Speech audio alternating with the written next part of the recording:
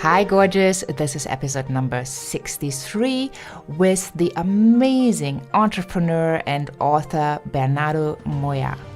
Hi, this is Bernardo Moya, and you are listening to Heart Sells podcast with Schlonski. Enjoy. Today, we really have somebody on the show who made a huge impact, who followed his dreams and, who really got inspired by big names in the personal development arena and has created his own personal development expo and just written a new book. So I am super excited to speak to Bernardo Moya today. But before we dive in, I want to make sure that you check out the Sales Mentality Makeover Masterclass number 3, where Bernardo is also going to be teaching a whole segment. And the masterclass provides you with spiritual and practical steps to increase your sales and to create true wealth without losing your authenticity. So I am super excited to have the conversation with Bernardo today and to see him back on the masterclass. Hop on over to christineschlonski.com. In the menu, you find the tab Sales Mentality Makeover Masterclass 3. You only need to click, put in your name and email address, and off you go. You are invited and you will receive the information via email. So let's start with Bernardo's bio, because he is an entrepreneur, an author, a speaker, a publisher, a TV producer, and a seminar promoter to some of the biggest names in the personal development. He's also the Chief Inspirational Officer and founder of The Best You. He has held 3 expos already, The Best You, in London and one in Long Beach, California, and had over 25,000 visitors and over 500 exhibitors. The Best You Expo is now the largest personal and professional development live expo in the world. Bernardo publishes the Best You magazine and is a producer of the Best You TV. He is driven to give people the tools they need to enhance and improve their lives, and also provides personal mentoring and coaching services to selected clients.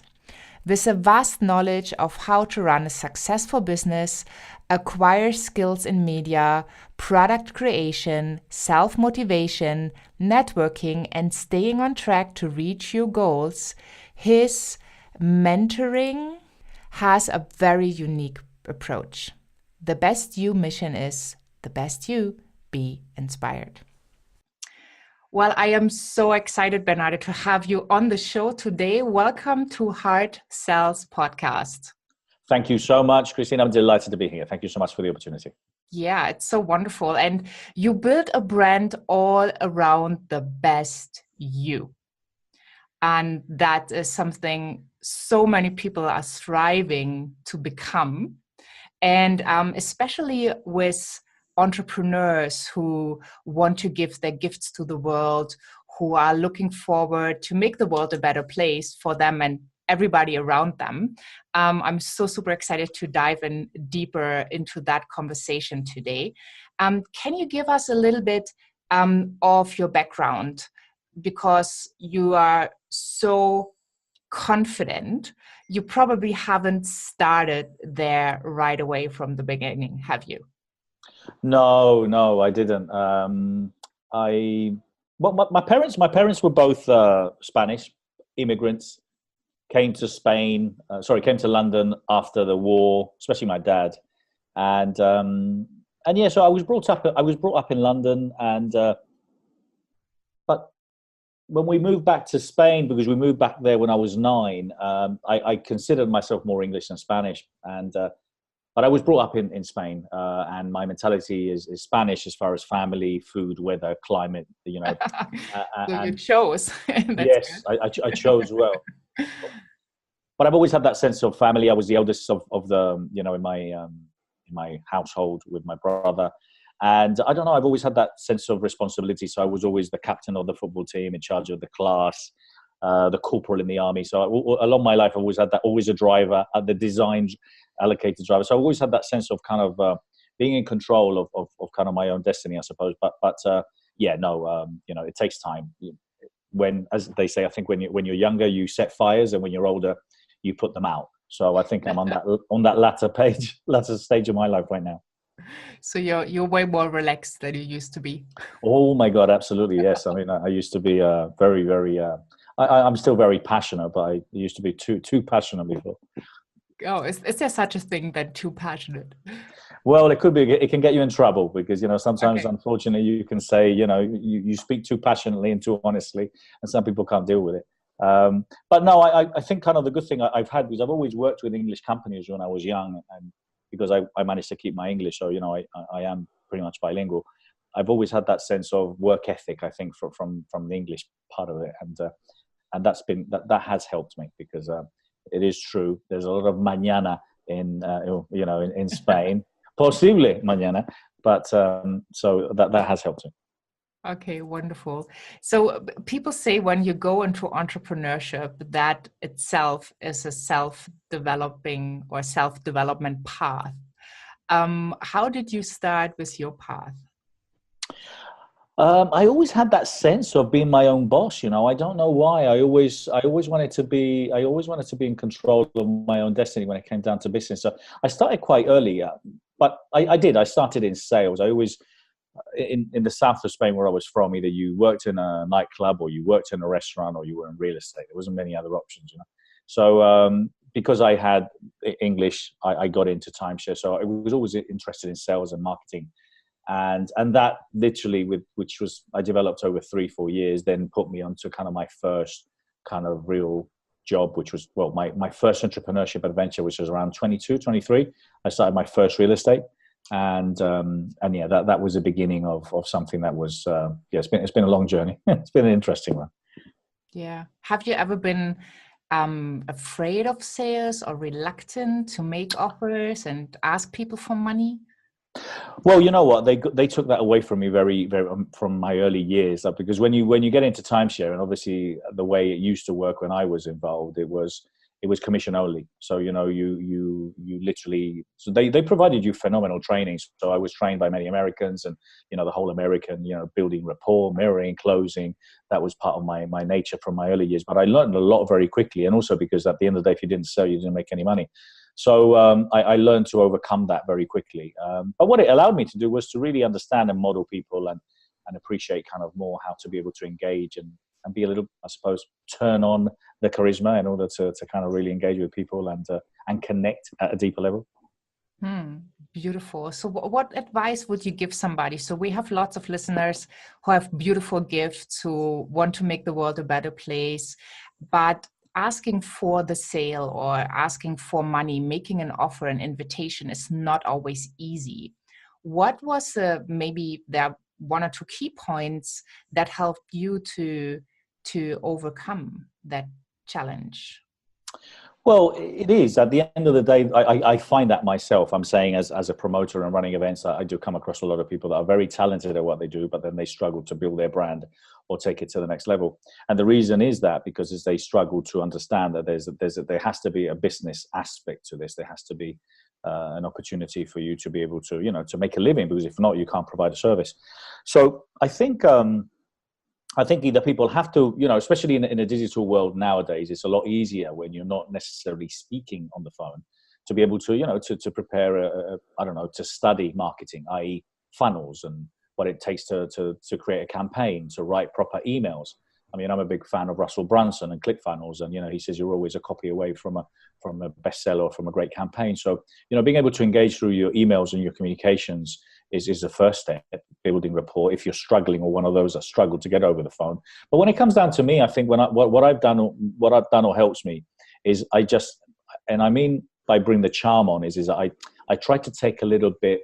I try to take the stress out of it and make it fun. Because if we make it fun and I take them on a journey of where I am going to help them with, or how I'm going to take, or where I'm going to take them to, and how I can help them, and I show them that journey, visually, so they can live it, they can feel it, and then I bring a little bit of humor. to it, kind of like, I just get them to laugh a little bit about kind of their problems, and I just make fun of them. Then it takes the edge off. And at the end of the day, that's always helped me. That's always served me. Sometimes we just get too serious, too uptight about who I am, what I do, and how much I should get paid. And sometimes you have to, connect with people on a deeper level. People buy from people, and if they don't buy into you, it doesn't matter how much expertise you have and how great your leaflet is. People aren't gonna necessarily buy from you. Yeah, I totally get that. I always say turn sales conversations into fun conversations. Absolutely. Because that is where you actually connect, and you can make it easy. You don't need to make it hard, but many people believe that, asking for money is a totally serious thing. Yeah. And you cannot have fun while doing it because it's so serious. It's so serious, yeah. Yeah, totally. So it's wonderful that you are sharing that perspective to give people, well, the opportunity to shift in their mindset and to try to see it from a different perspective, and also to just give it a try. Yeah, no, listen, and I believe that if we have expertise and we're passionate about what we do and how we do it, that passion will come across. And if you are able to take, as I said, people on this journey, people will buy from you. So I've always tried to make sure that I first, I think it's a great quote from Steve Arcovy, that in order for you to be understood, first you need to understand. So the whole idea of having two ears and listening, first to what people want, and listening and engaging. So, if I'm speaking to someone, I make sure that I give them all my attention. My eyes will not move from their eyes, and I'm connecting with them, and they can feel that connection. And I'm listening to them. And when I've listened to them, then I will be preparing the response. There's so many people that have such a ridiculously strong internal dialogue that while someone is speaking, I would know this because unfortunately I'm NLP trained, so I can see the non-verbals moving left, right, and center.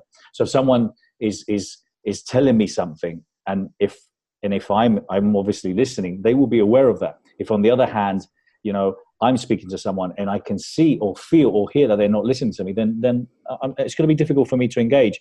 So first understand who you're speaking to, understand where they are, where they're going, and then potentially that will give you a better opportunity for you to put your point across. Yeah, definitely. Active listening. Active listening. Not creating your answer while the other person is. Oh yeah, there's a lot of that going on. Absolutely. Yeah, and I think it's something people need to learn. To give themselves a space to connect, because often we think, well, we don't have time or we need to hurry up. But I think creating that magical space where two people get together in a conversation and each person allows the other one to finish their thoughts, especially when it comes to the question, are you ready to move forward? Like really allowing that space for the person to answer with a yes or with a no. Is something that people often can't give because they're so afraid of what might come next. Yeah, no, I agree, and I think part of it is that I just think that we need a lot of people need to understand and prioritize on the idea and the vision of really trying to help and support people with where they're going. I believe that. I think that the challenge that there is that there's too much. We're dictated too much by media, social media, by the phone, the email, and we're missing that connectivity. I'm a great believer. I mean, listen, I've gone through all the marketing periods of no emails, when emails did not exist and internet didn't exist, and then emails was ridiculous when you sent an email and all of a sudden, wow, 44% opened the email, and and you had all these people buying, and then all of a sudden, then telesales didn't work anymore, and then now people don't open emails, and now telesales works more than it used to be, and now sending things through the post, which people didn't want, now people want. So the way we communicate changes and has changed, and we need to be able to adapt. But for me, there's nothing like connecting with someone, and things, a Zoom, a Skype call, is so much better. And I always I emphasize with my team as well. I say, if I'm communicating with someone, I use Loom or Zoom, to record video messages, because I'm dyslexic. I type very quickly, but I'm dyslexic, so I can really put my point across if I put in a video message instead of actually putting in a typed message. And I feel that people are able to connect with me with my expressions, my hands, whatever it is that I'm saying. So it's not only about what you're saying, it's how you're saying it. And then, yeah, speak with passion, and then ask for the order, and ask for it in with fun and with humor, and understanding that people might say no and everything's going to be okay. And then you can move on to the next one. So how do you deal with a no? What does it mean for you? It means that I didn't really put my point across clearly enough. I say this. I use this sentence a lot when I talk, when I'm running my legacy clubs or whatever it is. I always say I'm coming from a place of love. Okay, and I mean that is because I'm going to come from a place of love. Everything that I'm going to say to you is good because I come from a place of love. And if I'm coming from a place of love, I'm saying this to you that I believe that what I have to offer to you, what I can offer you, which is the expo, whatever it is ultimately it. There isn't anything better than this, and I believe this, and it's based on my experience, it's based on my knowledge, it's based on the wisdom, it's based on all the ideas and pretty much interactivity I've had with so many experts in the industry. Now, if you decide not to, it's because I obviously haven't been able to explain it properly. Because if I did, then the only reason that would stop you investing in this is simply the money. You wouldn't have the money, because if not, so if I'm coming from a place of love, and I do, so when I do this, and I'm also happy to say, look, if for whatever reason you decided not to take action, which I would think you would be mad if you didn't, so bringing a bit of humor in, then, and I know that's not going to be your case, of course, but then if it did, then what I would say is that I'm okay with that. I'm okay with that. Because with the greatest of respect, I have a proven track record. I've been able to build an event that has grown, doubled in size from year to year to year. And if 14,500 people show up, is because obviously they kind of believe in the same kind of ideas that I do. Wonderful. And then silences. Silences are very important. Just leave a nice silence there to leave it all in place. So what would you say to somebody who starts out their business, or is like really at the beginning and creating a coaching business, or might be a creative or a healer, that they can't look back at such a brilliant track record as you? What advice would you give them to start that journey? Well, start the journey. Start the journey. A lot of the times is that people are waiting for perfection. They're waiting for the right time They're waiting for the exact amount of money to be in the bank account. And I'm a great believer that a lot of the times you've got to run before you walk. And because you know what, if everyone that's explored, adventured, invented, been a successful entrepreneur was waiting for the right environment, you know what, it would have never happened. And that's never happened. So the fact is, we've got to take action. There's just too many people that dream. They have these concepts of becoming and helping and supporting people, but they're waiting for the perfect moment. So my suggestion is take action. Just go for it. You got to go, so if you're going to get involved in an event, or you're going to get involved in getting your book published, or you're going to do something, and it's further down your timeline, I'm saying 6 months from now, a year from now, just put it in, lock it in. Because the moment you start locking in, commitments and goals and things that you want to achieve and do, things will start falling into place. The universe, your work, serendipity, whatever it is, it's going to start making those things happen. It's only when you start focusing and you take action. Unfortunately, there's just too many people that I meet that just do not take action. And I've seen them in exactly the same place 1 year, 3 years, 5 years, 6 years, 7 years. Hey, they're a bit more knowledgeable. They maybe have more gray hair or maybe no hair, but they're still in the same place. So take action. And then, there's so many people out there that are so generous with their time. Christine, we met, didn't we? And I thought we met 5 minutes, and you asked me, and here I am. So yeah. People are so generous with their time, and a lot of the times we struggle to ask for help, for support, for advice, for whatever it is. And if you put yourself out there, I've had many people come to me, and I'm accessible, and there's so many other people that are accessible and are willing to help. So go and ask for support. Go and ask for support and take action. Great advice. Do you remember maybe the time before you sold timeshare? Was there something like, what was the first thing you ever sold in your life? Do you remember that? Oh dear, wow. This is going back now. What did I sell? I think the first thing that I would probably consider selling would have definitely been timeshare. Before that, obviously, I had some motorbikes. I used to work in a bar, Actually, you know what? If anything, yes. Sorry, it's just come back to me, Christine. I'm there now. Okay, Okay. I started. So my expos now, which are very big, and I started doing parties. So I started as a DJ. I started as a DJ when I was 15 years of age. My mum put me forward as a DJ for this place that just opened for teenagers. And all I had a little record player. I had absolutely no idea how to be a DJ, but my mum said I was. So there I was. I rocked up to this place and I became a DJ. But that brought me into the music industry. And then I think within 2 years, I was running clubs. So what I was doing is I was selling tickets to parties. And I was filling nightclubs and things like that. So those were the first things that I really started selling that brought me, I suppose, a little bit onto the path that I am now, funny enough. So yes, thank you for taking me there. That was... selling booze and alcohol in nightclubs. That's what I started selling. That's good. We had all kinds of different stories so far on how it sells, from baseball cards to little stones, self-painted, sneaking off to the neighbors, asking for money for the artwork.